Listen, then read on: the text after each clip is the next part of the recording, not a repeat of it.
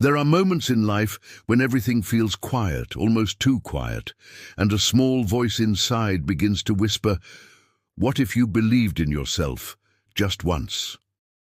Napoleon Hill once said, "Whatever the mind can conceive and believe, it can achieve." Most people understand the first part, but they stumble on the second. They can imagine a dream, but they never learn how to believe it belongs to them. Charlotte had always been one of those people. She was a young woman with a soft voice and a tired heart, working long days at a flower shop in the center of the city.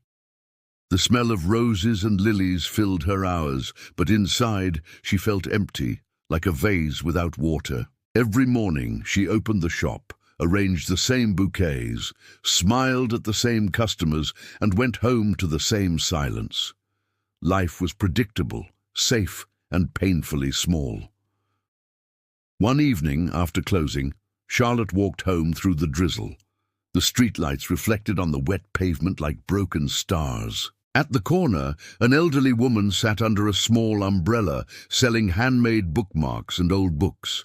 Charlotte stopped, drawn by the soft light of a single candle beside her.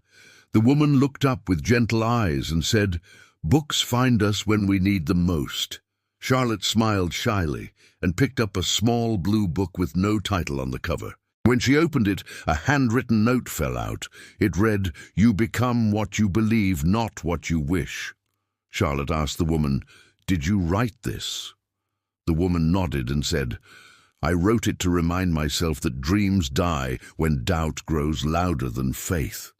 Something in her tone made Charlotte pause. She bought the book, tucked it under her coat, and walked home in silence. That night she read every page. It was a collection of short reflections inspired by the teachings of Napoleon Hill.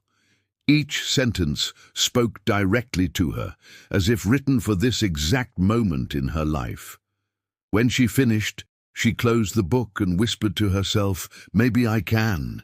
The words felt strange on her tongue, but also powerful. The next morning, she arrived at the flower shop early. For the first time in years, she felt awake. She started adding personal touches to her work, creating unique floral arrangements, writing small messages of hope on the cards that came with them. Customers began to notice. They smiled more. They returned, asking for her by name. Encouraged, Charlotte began to dream bigger. She started drawing designs for her own flower studio, a place filled with color, music, and meaning. She worked extra hours, saved money, and took small online courses about business and art. But along with her excitement came fear. What if she failed? What if she was not enough? Some nights she sat by the window with the blue book in her lap, reading the same line again and again, "You become what you believe." Slowly, those words started to change her. They became her quiet prayer. Months passed. The flower shop where she worked was sold to new owners, and they offered her a choice: stay and manage it, or leave with a small compensation. Everyone told her to stay, to play it safe. But something in her heart said go. For the first time, she listened to herself.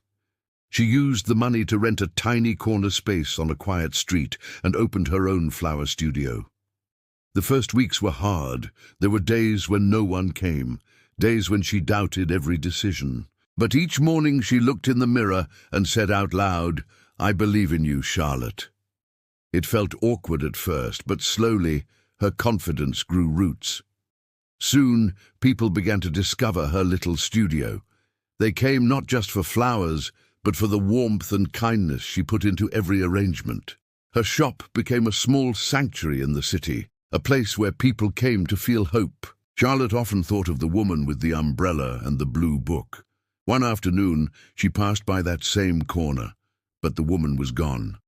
Only an empty chair remained, with a small note resting on the seat.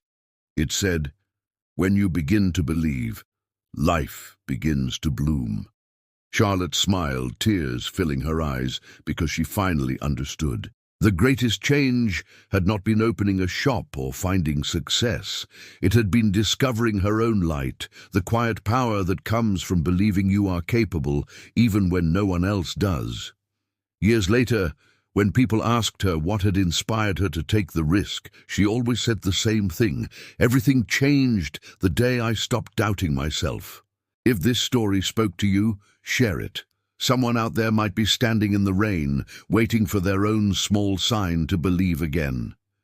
Because the truth is simple: the moment you start trusting your own light, the world starts to bloom around you.